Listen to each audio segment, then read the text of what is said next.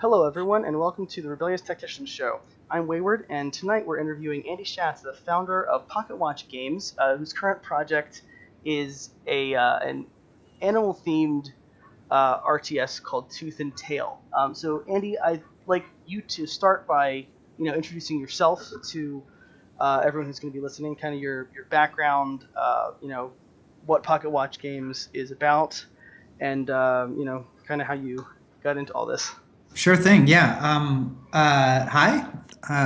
My name is Andy Schatz. I've been indie for longer than most indies out there. I've been indie for over 11 years now, um, and made a number of games that have done pretty well for indie games, but most notably, I made a game called Monaco. What's yours is mine, which is a 1 to 4 player cooperative heist game. A few of your listeners might have played Monaco, or might just have it sitting in their backlog of their Steam library, one to play one day.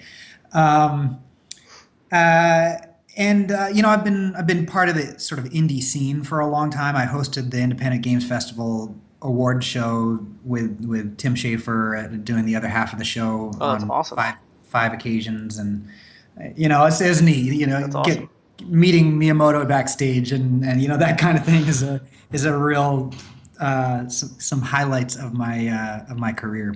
Yeah, that's great. I unfortunately have only ever have only ever met people working in the industry via Skype or All right. email, Twitter Well, occasionally. that's how most of it's done these days, right? Yeah, no, I just love to meet some of these people in person. But yeah, to Um, meet Tim Schafer, that would be pretty yeah, pretty wild. he's a very like he's just as funny in real life as his writing is. He's also got a very dry. I mean, his sense of humor is very dry, but it comes across as very very dry in person. So it's um, he's a funny guy to talk to because like he's one of those guys where you kind of like it's almost hard to talk to him without constantly feeling like you're waiting for him to say something funny. So you kind of glossed over it, but I am actually really interested. Like, how did you get started developing games in the first place? You said you've been indie for a very long time, but Yeah. what kind of got you into making games? I've been making games all my life. I think I made my first game, I programmed my first game when I was like 5 or 7 or something like that. My mom gave me a book where you could just transcribe the code. This was back in the 80s. And, I was playing with the Commodore 64. Hmm. And then I think I made my own original game. Probably probably junior high, I would say. Maybe like 6th grade or something like that.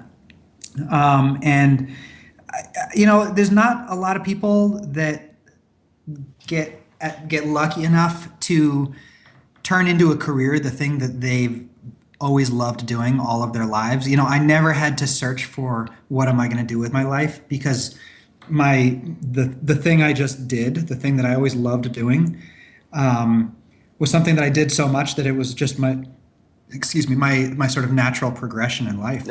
that's incredible. I don't know. I guess you follow me or have followed me for a little while. I think not too long on Twitter. And when I was younger, I remember sitting in Microsoft Paint and like drawing screenshots for Right. games that Yeah. I had ideas of, and no one ever made it clear to me that I could make money doing it.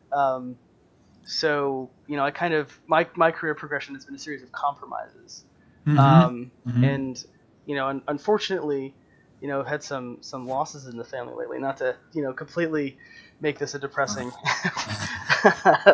I'm listen to, sorry to hear that. Yeah. but it kind of got me thinking. What do I want to look back on my life and Mhm.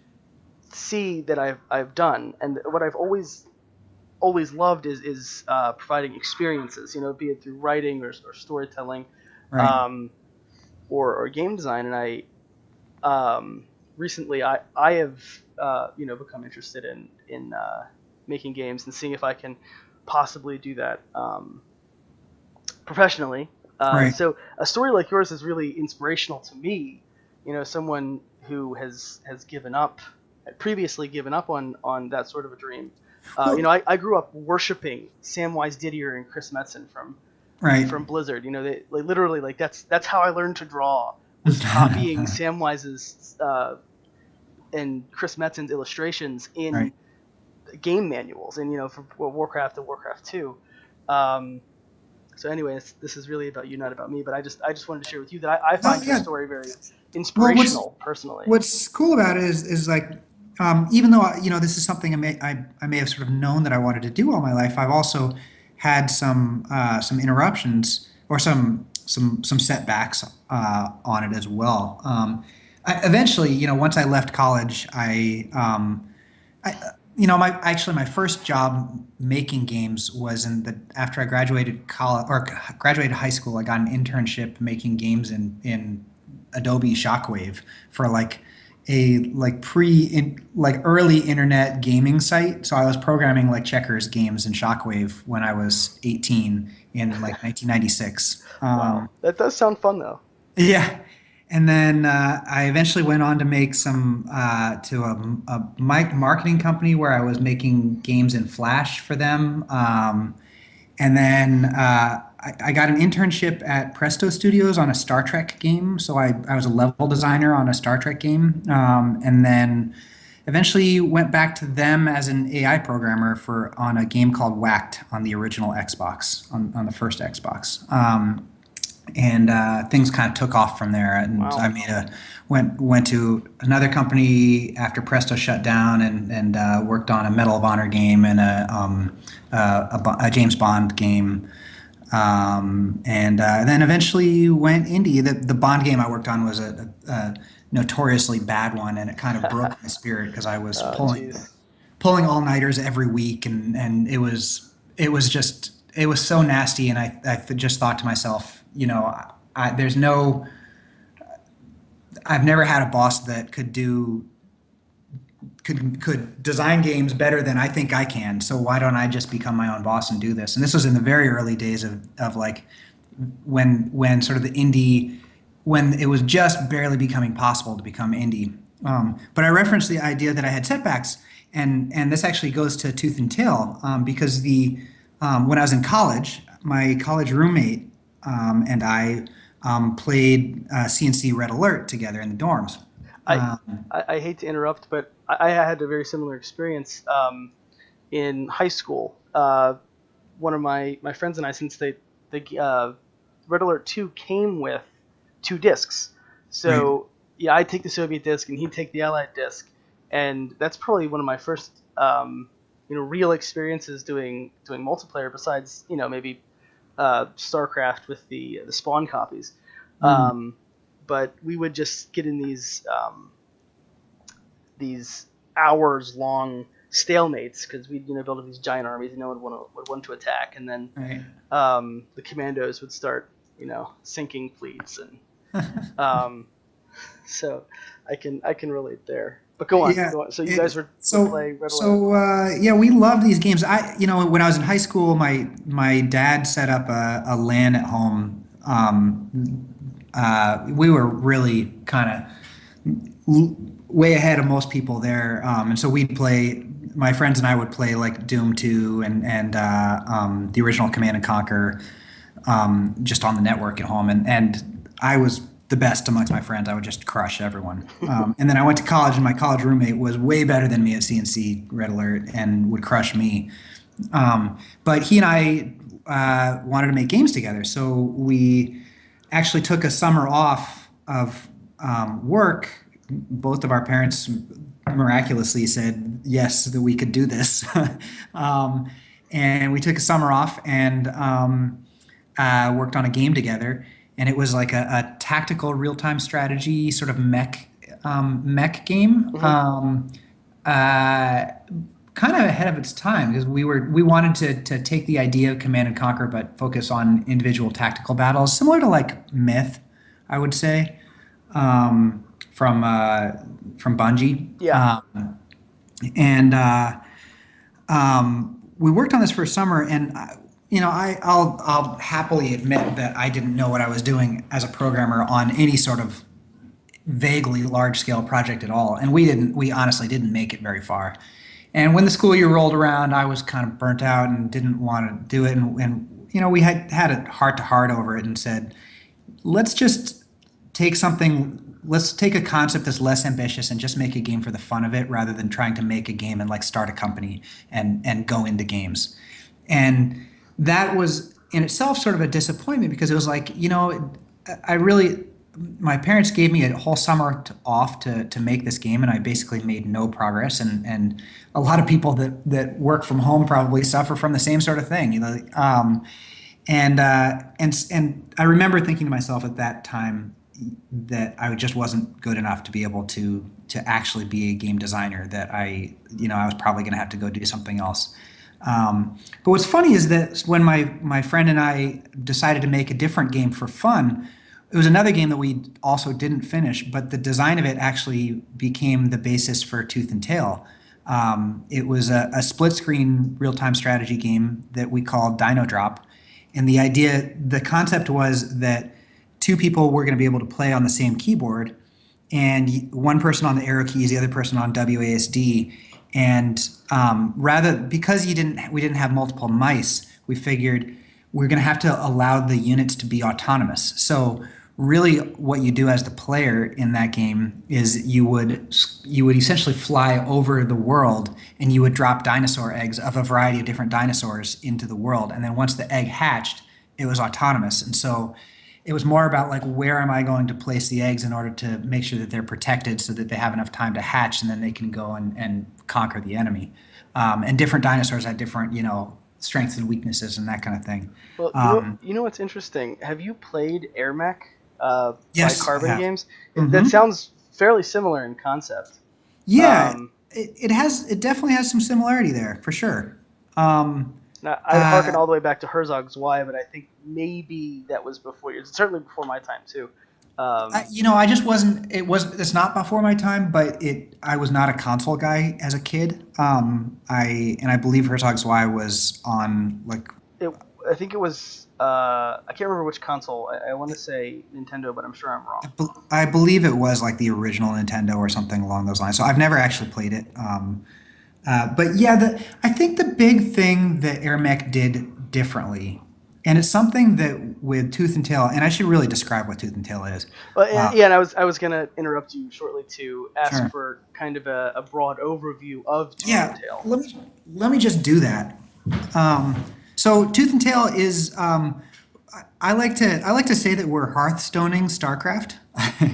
um, I love StarCraft, but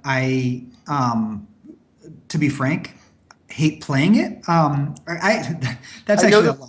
no, I I know the feeling. Yeah, I know the feeling. yeah. I It's mean, I it's love the game. It's still my StarCraft Two is still my favorite RTS aside from my own. I love it. I love everything it embodies. It's such StarCraft One and StarCraft Two really are so definitive about what real time strategy is that everything else is essentially a branch off that tree. You and know? honestly, I hate to derail this conversation, but very Sure. very briefly, I think of StarCraft and Command and Conquer as kind of like the boilerplate RTS. Right. And one of my theories about RTS design is that if you take a model like those that kind of have an emphasis both on strategy and on, or not, I'm not going to use the word strategy, both on economic growth and both and tactical control. Right. If you remove any aspect of that, you have to replace it with Hmm. a system of at least similar complexity Right. and depth to keep people interested. Right. Um, so I think of the I call them RT-esque games that Mhm. that kind of harken more toward a MOBA or more toward what used to be called a tactics game. I think a lot of those are looked at as similar to MOBAs now, unfortunately. Right. Um, that kind of de-emphasize economy, that de-emphasize that build-up phase. Base building, or I think if you do have a game that de-emphasizes that and it doesn't have something else Right. to, the game isn't going to succeed. And I think Company of Heroes does that Yeah. by having so much depth in the unit interactions Right. and the terrain, and um, but you see a lot of I think smaller games kind of fall into that trap where they're like, oh, we're just gonna cut base building out and have Right. have a fun game, and then it's not fun, and it, that's kind of ceased to surprise me. Right. Yeah. Um, No, I agree with you. And one of when I say StarCraft and StarCraft Two is my favorite RTS, the original Command and Conquer is in many ways still my favorite RTS.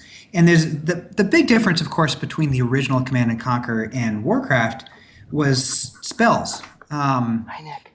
And everything in the original Command and Conquer was controlled with attack or attack move, and there was basically a single button that you clicked in order to tell it to move somewhere.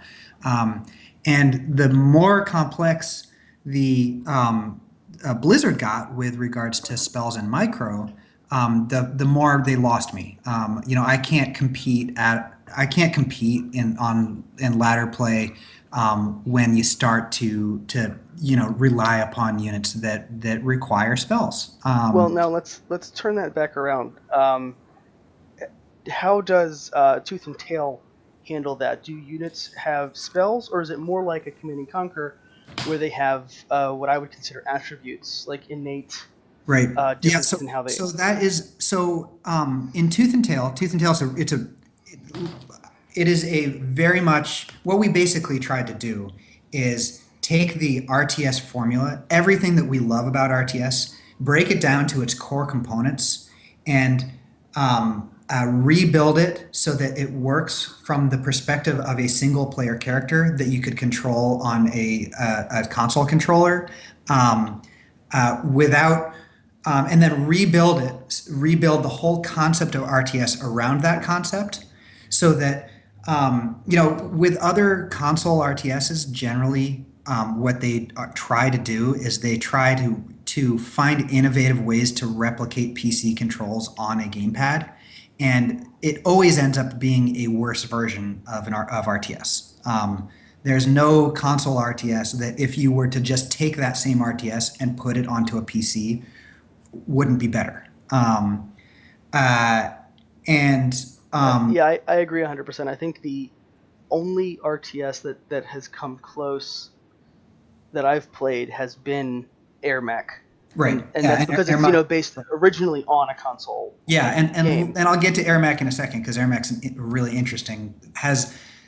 The Tooth and Tail has a lot of similarities to Air Mech, but also has some extremely large contrasts that I think are important.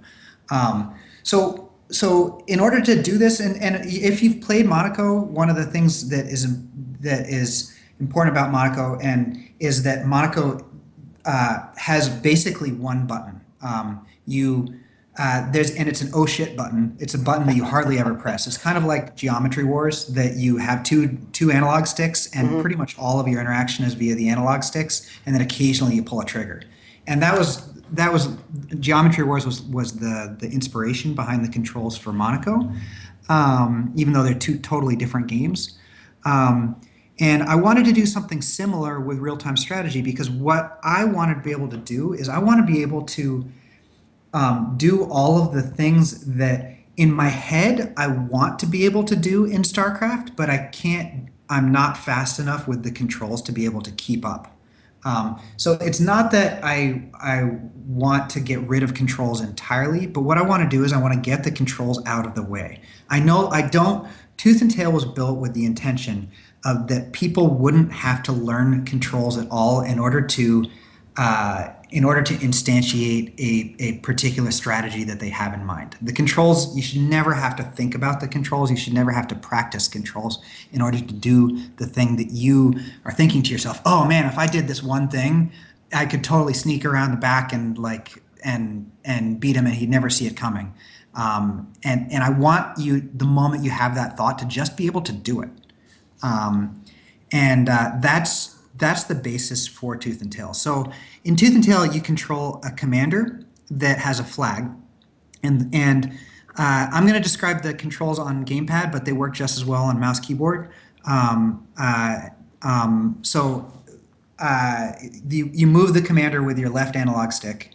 If you pull the right trigger, it pulls your entire army to your current position. And then if you pull the left trigger, it pulls a subset, basically a group of your units to your current position. So you can do some split forces with that as well. And then you have you have 6 different unit types along the bottom, units or structures along the bottom of the screen, and you can cycle between those with right analog stick. You can build a structure of the highlighted unit with the A button, and then the B button sells whatever structure you're standing on top of. And so those structures could be factories that produce units, or defensive structures like turrets or something along those lines. But the units themselves produce autonomously up to a certain supply cap for each factory. We call them warrens because they're tunnels. The animals are emerging from tunnels. And so you don't even, like, we take away the requirement for you to have to like scroll back to your base in order, or selecting a factory in order to produce Marines, that kind of thing. And it just kind of happens automatically. That doesn't mean that there's no economic management. There's actually tons of economic management. But what we tried to do is centralize everything to be on screen, so that like if there is something happening off screen, it's not something that you can control at that moment. And that in and of itself turns into a resource too, that if you get caught out of position because you're scouting the enemy, you might not actually have, you might have to warp home in order. There's another button, the X button will burrow home, so you'll dig a hole in. Button. Yeah, that's your oh shit button, and that'll burrow you back to your closest HQ. So attention in and of itself, just like in StarCraft, attention is a resource that even the best players can't do literally everything all at once. And in our game, attention is a resource, but in a different way, and it's embodied by the fact that your commander can only be in one place at a time. So that's the basics of the game. Other than that, it's very straightforwardly StarCraft, except for the fact that matches are very, very fast. They are 5 to 12 or so minutes in length. And the other thing is that all the maps are random as well. Actually, yeah, there's more to it. You can design your own faction. So of the 20 units that we're going to be launching with, you pick 6 of them. You can pick any 6 that you want, although it's important that you make sure you have some weak units that are cheap and some strong units that you can bring out at the end game. And, make sure you have all your bases covered in terms of the rock, paper, scissors of things. But that's cool because it's like no 2 games are the same. Not only are you in a map that you have to explore, you don't know if you've got a backdoor coming in your base, or a nice choke up ahead, or your naturals are too far away or something along those lines. Not only that, but your enemy might have a completely different army composition than you've ever seen before.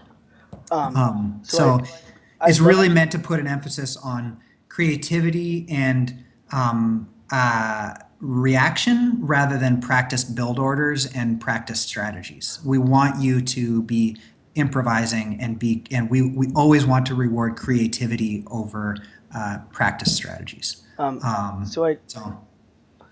really want to ask you about some mechanics, but before I do, I want to ask you about the theme, because visually it kind of evokes either like an industrial revolution or a Bolshevik revolution. It's both. You nailed it, dude. Also kind of got a Watership Down sort of feel to it. There you go. It's originally inspired by the Russian Revolution, and with a little bit of American Civil War and World War I thrown in there. The idea behind the world is that for whatever reason in this world, all the animals have decided to eat meat. As they've become an industrialized society, they've decided that that only swine eats the food of beasts. That's what they call vegetables and grain and such. And that the civilized animals eat meat. But the problem with eating meat is there's not enough of it to go around, and so the church is in charge of selecting which animals are chosen to be sent to the butcher in order to feed the people. And then so we've got factions, although the factions, of course, don't define what units you can use. But the four different factions, we've got the aristocrats, the commoners, the clergy, and the military police. And so the KGB sort of, and it basically turns into a revolution over food, in which the victors will be the ones eating dinner, and the losers will be the ones served up. So, So it's this. It's kind of this mix between cutesy and grim, because you've got these bright, colorful, yep. almost cheerful graphics with pretty dire consequences for the. Yep, that's the goal. That we want you to have a lot of fun playing it, but there's a very dark sort of consequence to the whole thing. As a fan of the Warhammer games, I can tell you I appreciate that. All right. So now I do have a lot of questions actually about the way the game functions. Okay. So first of all, you do have the four different commander types. Are the four different commander types different in any way besides obviously visually? They are not. In multiplayer, they're not. I'm not yet ready to talk about our single player stuff, but we will be telling the stories of these characters and how they fit into the world. Awesome. But I think that actually does bring up goes back to the airmech thing that I wanted to bring up, that actually originally our commanders had different abilities, activatable abilities. We figured that even though I don't like spells in StarCraft, I don't mind spells in Diablo because they're cast from a single character, and the spells are always sort of available to you, and you don't have to select a character or go between multiple different characters in order to cast the spells. And we tried it, and what we discovered is that the moment you give the player a hammer, they think that that's the point of the game, and they're going to swing it. So they're going to swing the hammer. Right. So it stopped being a strategy game and started being a MOBA, basically. Yeah, exactly. And it's interesting because MOBAs, of course, came from real-time strategy, and they still, in some ways, evoke the idea of real-time strategy, but by virtue of the fact that you have multiple people on your team, and that serves as basically the concept of having multiple units on the battlefield. But it's obviously a different game, and it's interesting that for us, because in Tooth and Tail you do control a single character, but the mobs, the autonomous characters aren't mindless, or they're mindless in the sense that they're not going to do strategic things on their own. They'll follow your orders, but they're not locked to a path. And so it's interesting to think that we, in some ways, started at MOBA and went 3/4 of the way back to RTS with Tooth and Tail. Well, I actually think that MOBAs do have some interesting concepts. Personally, being locked into one thing, or for some of the Dota 2 characters, up to 5 or 6 different guys. There's the one hero whose name escapes me right now, who as he levels can split into additional people. Right. But I think that there are some things that we can learn from MOBAs. So I think that's well, and I'll be frank. I'm not really a MOBA player. I don't. It feels to me like a game design that is almost incestuous in the way that it's a game design that we've arrived at by cloning and mutating and cloning and mutating and cloning and mutating until it's hardly recognizable to someone as a game to someone who is starting from square one. Well, yeah, it's very the learning curves are much higher even in strategy games. Once Yeah. you know how a MOBA works, you're fine. But I remember And the first there's almost no 20. analog to the real world. You know, when I think about Command and Conquer, it's easy for me to think about, playing with army men in the sandbox. Whereas there's like almost no sort of real world analog to what is a MOBA in terms of like childhood play.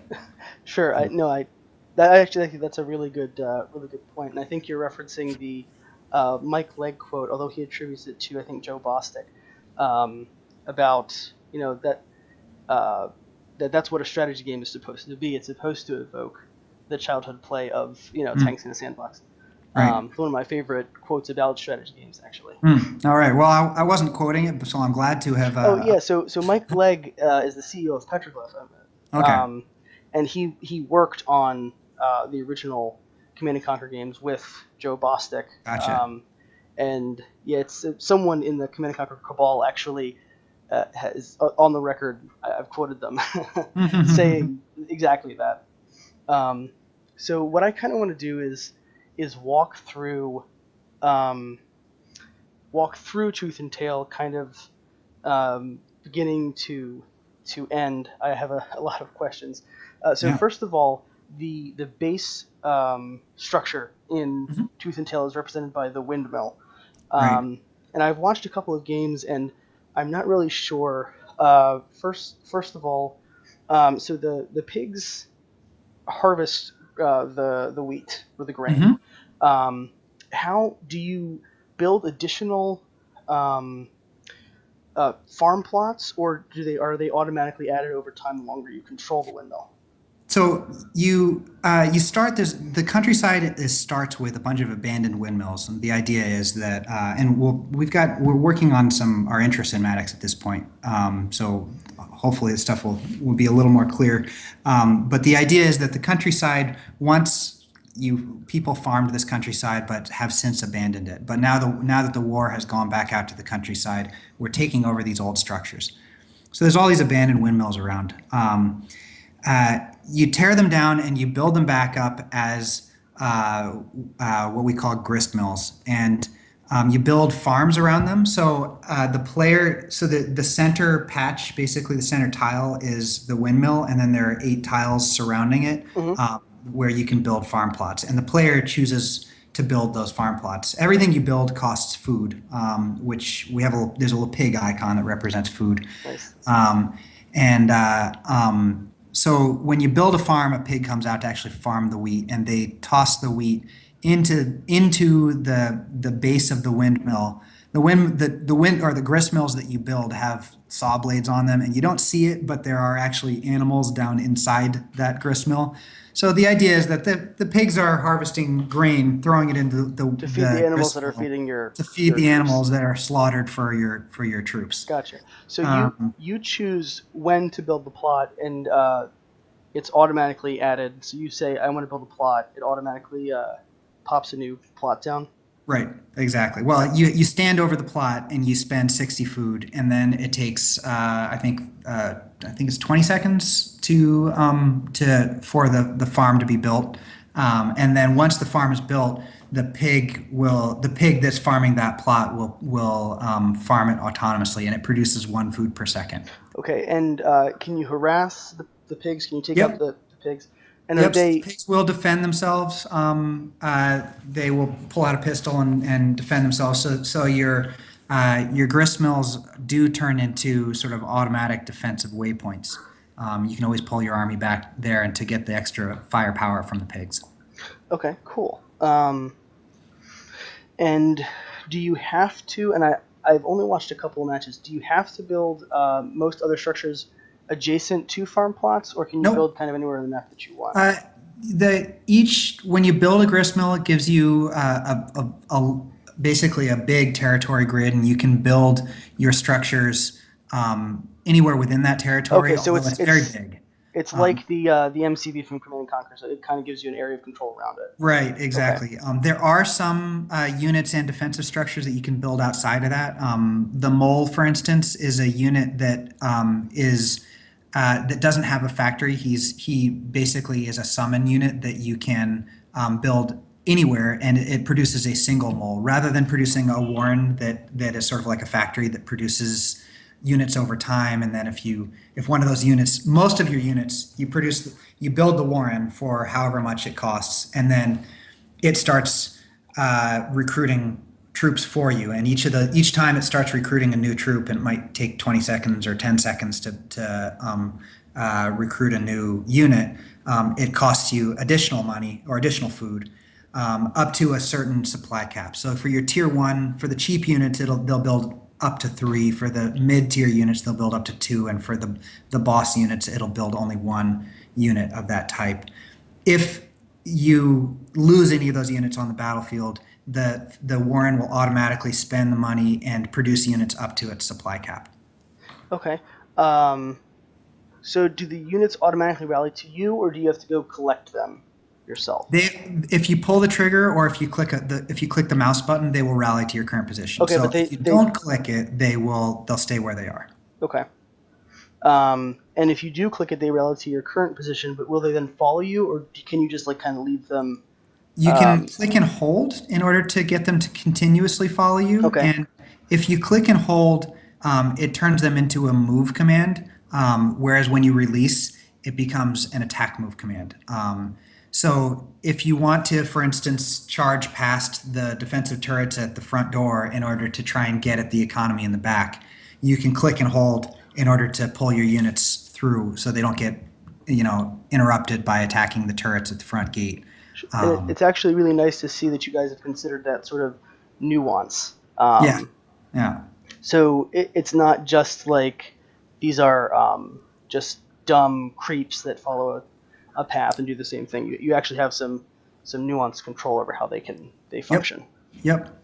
And then as far as splitting the groups go, as I mentioned, there's a palette of your different unit types at the bottom of the screen. Whichever one is highlighted, if you pull the left trigger or if you click the left mouse button, it'll rally only troops of that type to your current position. So if you wanted to go do a harass with your fast units or something like that, you can do that.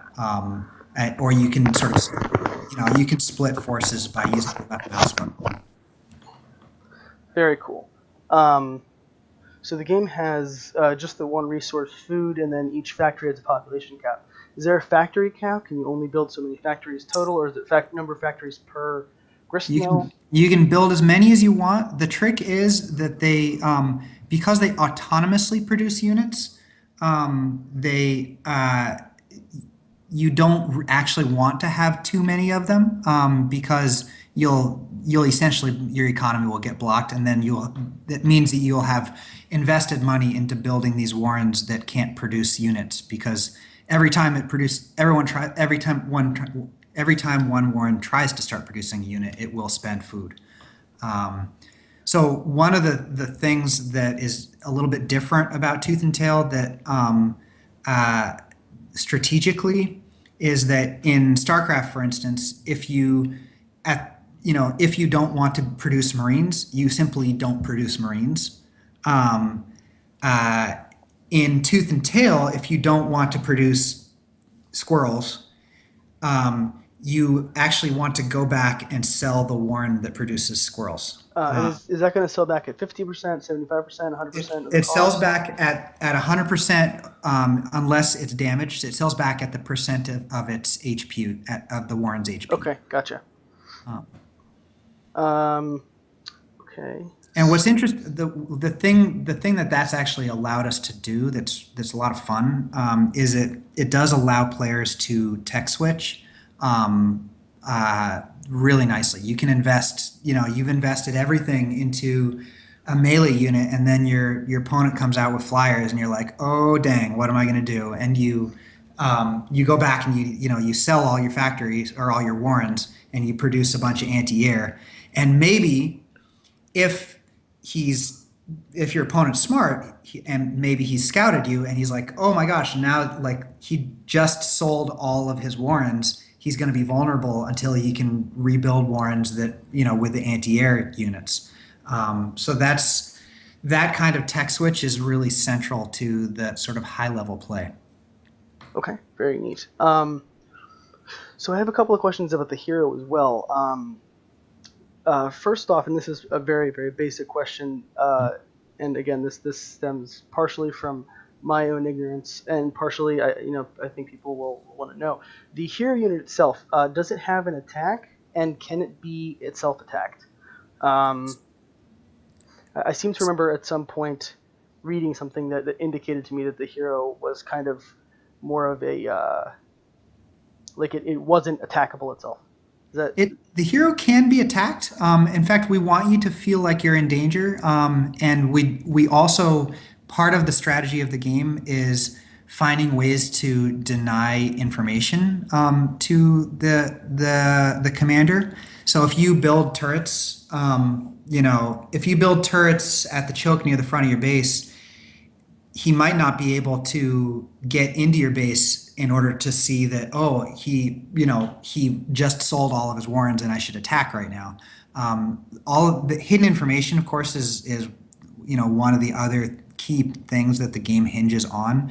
And so the more you can hide information about what you have and what you're doing, the better. And of course, given that you can only see either what's on the mini map or what's on screen near your hero, because there's also line of sight and a fairly narrow vision distance. That kind of hidden information is really key to the game. The hero can't attack.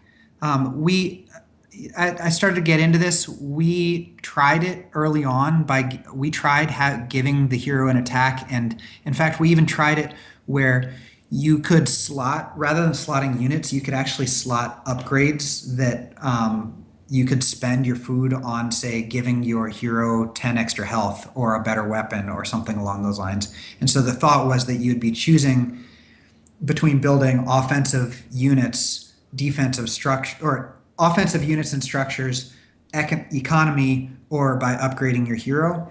And what we found is that when you start focusing on the abilities of your hero, the game started to, that's when it started to feel like Air Mech. And there's no question that Air Mech hinges on much more than just your hero unit. But for a new player's experience is mostly that they are controlling an airplane with guns. And that's the kind of thing that to me, when I first started playing Air Mech, I kind of didn't even realize really it was an RTS. Um, and that's definitely like one of the big contrasts between what we've done and what Air Mech does. And don't get me wrong, I think Air Mech is a really super cool game, and it's very much a twist on what real-time strategy is. I think that our approach, I think we were trying to approach it more from the perspective of how can we make sure that this feels as much like StarCraft as possible, except from the perspective of a single character. And so part of that thought process meant not giving you weapons and spells. well, and I can appreciate that. So your approach is more about the gestalt of your army, the army that you're building, and Mhm. their approach is more, again, as you said, it's mostly for the new players. It's much more about what you're doing with your mech. Right. The unquestionably the air mech is the The, piece upon which the rest of the game hinges. right. Right. Um, and utilizing the air mech itself is incredibly important. It's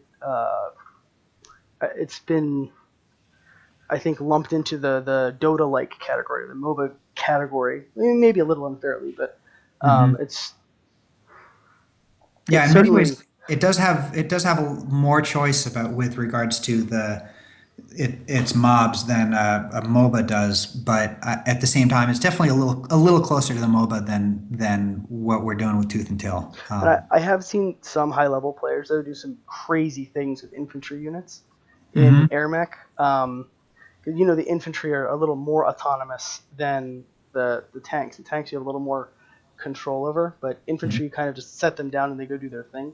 I've Right. seen some crazy stuff with like constantly picking up infantry and redropping them to retard. It's crazy.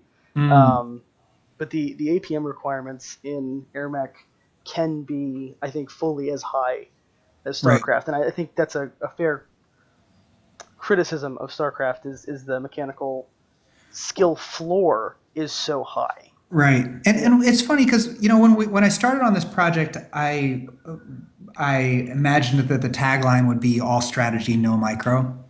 Um, and as we've built it,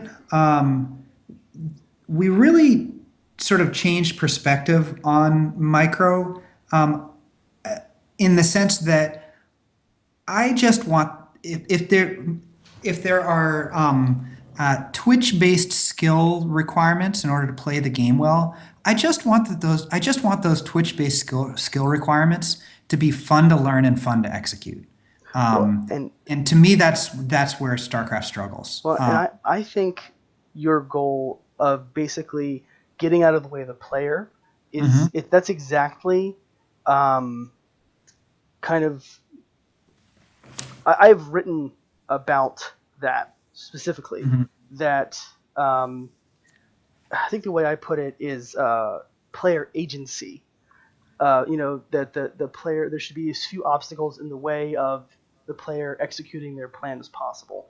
Right. And mostly I've referenced that um, in terms of automation, like economy automation, where if you don't have enough control over optimizing your economy, you feel like you can very easily feel like a loss is out of your hands because you don't really have as much control. Like Right. in Tiberian Sun, you had the harvester tricks where Right. you'd constantly be shuffling around. You'd send harvesters back soon when they were partially full, and you'd have the MCB kind of moving around with it sometimes Mhm. because you'd have these immense distances you'd have to travel to return Tiberium to your refineries Yeah, otherwise. I read that article of yours and I thought it was really interesting. And I remember while I was reading it thinking to myself, I wonder what Wayward's going to think of Tooth and Tail, because at first glance, it seems like Tooth and Tail's economy is too simplified, or at least for the tastes which seem to come from from what I was sort of reading from as far as your taste goes. Um, but what I would say is that I think we've done a really good job at there. There's four different real-time strategy hinges on three things and a wild card, and the three things are attack, defense, and economy. If you and in StarCraft, of course, StarCraft is a very offensively minded game, and that's intentionally so. And we also tried to do that, although we've also tried to cater to players that want to play more defensively, or at least play with a more of a contained style offense, or defensive style offense. Because I think there's a huge group of people out there that really want to be able to play StarCraft defensively and find that it just doesn't work. Those people play Terran. Yeah, They play Terran and they play Mech. yeah. Um, uh, but the three things: attack, defense, economy. Where attack will be, if you rush someone, you're going to beat someone who tries to early expand. If someone tries to turtle up, you can early expand and you can beat them on your economy. Um, if someone turtles up, and if someone tries to rush you and you are effectively defend it, that's actually a win for the defender, right? So that's the rock paper scissors. But on top of that, there's the wild card of information. If you have an idea about what the other guy is doing, or if you can hide what it is that you're doing, it's kind of like playing rock paper scissors with someone over and over and over again. But the skill is actually how often and how well you can peek behind the other guy's back to see what he's going to throw next, right? And I think that balance of the attack defense economy is one that we've done really well with Tooth and Tail. That deciding where you're going to invest your deciding whether you're going to invest your food in your economy to be able to expand it, and also reading the map and understanding like where do I need to fast expand now, because if I don't, he's going to be able to contain me. Is it, if it turns into a pressure game, is he going to win because he's got an easy expand and I don't? um, uh, and the economy still is something that, especially because your units are being produced autonomously, but you have the control to shut that off by just selling your warrants. The economy is something that is at the forefront of our top players' minds, even if it seems simplified. Well, So I I'll do, be real curious to see what you think when you actually get to play it. and I'm actually excited to play it. A lot of your goals line up very much with how I like to play games. I tend to choose in an RTS a faction that allows me to be more reactionary.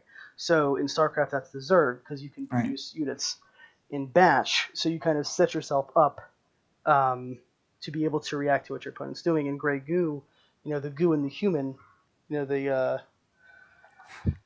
human can tech switch very quickly, Mhm. um, and give me one sec. Yep. Sorry. Nope. And the Goo obviously can do the same thing as the Zerg with their batch production. Mhm. Um, so I really like the idea of a game that's centered around um, reacting and changing your strategy. That is, I think, a very fair criticism of a lot of RTS, that you kind of get locked into one strategy, and at that point, if your strategy is worse than the strategy the other person picked, you lose. Right. So Right. the idea of being able to switch in and out of tech, and the idea, the very real possibility of supply blocking, or not even supply blocking, but It's stalling essentially stalling out your own economy right. Right. by over committing to warrants. I Right. think that's a very good system to build in, because then you're not just allowing the player to be punished by the other player, but to punish themselves. It's being supply blocked in StarCraft. It's stalling out your economy in a Command and Conquer or a Supreme Commander. So I really like that you guys have considered that, and that it's an intentional design And in your game. it's actually the same thing that you can also supply block in our game, in the sense that your warrens will only each warren produces up to X number of units. And so if you get to the point where they've stopped producing because they've produced at their max supply, all of a sudden you're going to find yourself building up a big bank. And I'll tell you, the one thing you don't want to have in Tooth and Tail is a big bank. um, uh, that just means that's just money going to waste, or And food that's going to waste. that's the So um, that's the StarCraft DNA showing, I think. yeah, I The think that's probably true. the least understandable thing in RTS to me is an RTS that requires you to store up large sums of money. Right, right. Yep. Um, The most expensive thing in the game is a tier 3 Warren, or a Warren that produces boss units, and so those will be like the Fox Sniper, or the Badger that has a minigun, or the Boar flamethrower, the Owl that pukes mice paratroopers, nice. zombie mouse paratroopers. That's awesome. Uh, and that costs 6 times the amount it costs to expand to a new grist mill. It costs 6 times the amount of building a tier 1 Warren. So those ones you would have to save up for, but typically you wouldn't even think about trying to build one of those if you are having to actually wait around in order to build it up. You really have to have a strong enough economy that it is sort of the natural thing to build next. Right. Or the other possibility is, it's often good that you get into that sort of mid part of the match, and you think to yourself, I think that like at this moment he's going to give me a little bit of breathing room. I'll sell off a bunch of Warrens and invest all of this into a tier 3, because he's going to give me the time to actually get that tier 3 out, and then I'm going to go roll him, once that boar pops or something like Yeah, yeah. In that. preparation for this, in fact, I think you saw the video of yours that I shared on my Facebook page. I saw I think the red player did that. He sold a bunch of stuff, and all of a sudden he had two of those flamethrower boars and just kind of Right. stomped through his opponents. I think it was an Yep. army of squirrels right there, and sealed up the match. So I think we've run a little longer than we intended. It's about an hour. I've been having a great time. I'd still kind of like to touch on combat, Sure. maybe really quick. Yeah. So I was wondering if you're, and I'm a little familiar with the some of the inner workings of StarCraft's combat system because I'm in the early stages of playing around with their modding tools. Okay. Um, so in StarCraft, your damage bonuses are arbitrary per unit per weapon. Really, you can you can pick what it is strong against and what it is weak against. Um, but in a game like Command and Conquer, you have units that do very little against one type of Right. target and a lot against another. You have kind of these built-in um, attack profiles to certain types of weapon. Where does Tooth and Tail fall on that scale? Is each unit kind of do We they have have their own none rules? of that. I do not like hidden math. I don't want players to have to math things out at all. We do have counters in the sense that snipers can't hit structures, melee units can't hit flyers, um, ranged units can't hit barbed wire. So there are binary counters like that, but uh, as far as how sort of soft counters work, it's different. Like a boar, for instance, does AOE damage, and so if you can get a boar into a situation where it's doing damage against more than 3 units at a time, then it's doing more damage than it's paying for itself at that point, Right. right? Um, So not to interrupt, but it's more like how Supreme Commander worked, where it's all just on fire rate and the profile of the shot itself. There's no armor bonuses. There's no Right, that's correct. So it's we work with what we call a DP5 system, which is damage per 5 seconds. So every unit has an explicit number that is its attack value. Um, and some of them get a little bit funky because some of them the attack value, like we have a explosive suicide toad unit that goes up and splats on the enemy. And of course, their DP5 value all happens all at once. But for the vast majority of our units, their damage is all in DP5 format. okay. Um, so I think we're about to close up. I All right. really appreciate you taking the time to kind of walk me through the game. Maybe some other time we can sit down and you can show me a match, or Great. we can sit down. And you can school me. That would be a I blast. I do a series called Watch Wayward Suck At. Not really a series, but every now and then I'll produce a video and um, in addition to it just being kind of humorous, the point I want to make with those videos is, look, I'm not very good at these games, and I still love them, Yeah. and it's to encourage people who are discouraged by how bad they are at RTS Right. to see that you don't really necessarily have to be really good to enjoy them. Well, I'll tell you what. That's who we're making Tooth and Tail for, anyways. Like I said, we're Hearthstoning StarCraft. I hope that has meaning now that I've sort of described what Tooth and Tail is. I don't. We're not making a game that is for casuals. We're just making a game for everyone. We're making a game that you can play at a high level, and we're making a game that's going to be fun to play, even if you're just mashing buttons. Um, and I think a lot, like I said before, a lot of what you've described in your philosophy, I really appreciate, and it lines up, I think, really well with how I think, um, RTS are intended to be Right. played. I think you and I may fall more on the skill junkie side of the of the spectrum. But yeah, so I really appreciate you taking the time, um, and yeah, thanks again. Yeah, I I've had a appreciate it. I had a lot blast. of fun. Um, all right, thanks everyone for listening. You know what? I do want to share. I'll put it in the notes when I post this on YouTube. But no, I want to give the link to your site. It's Oh, great. toothandtail.com, right? Or toothandtailgame. Toothandtailgame.com. Yeah.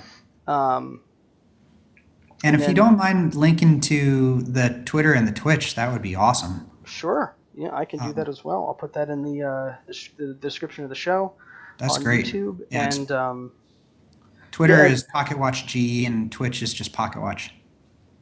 okay, yeah, I think I follow you guys on both of those platforms already. Great, So, great. um, so you one last thing. Are you guys planning on going into a beta this year or releasing it Yeah, even? for sure, for sure. I don't know how long of a beta we'll do, but the plan is to launch the game this year. So, Excellent. um, uh, yeah, look for it. No promises, but look for it in Q3. Hopefully early Q3. Well, I am definitely going to follow it with the development of this game with interest. And in fact, I think you've given me enough to work with here that I may do a little write up as well Ah, sweet. in February. All right. So again, thanks so much, and everyone, thanks for listening. This has been Rebellious Tactician Show with Andy Schatz from Pocketwatch Games. All right. Thanks I'm so gonna much. stop the recording now. Hey, no, seriously though.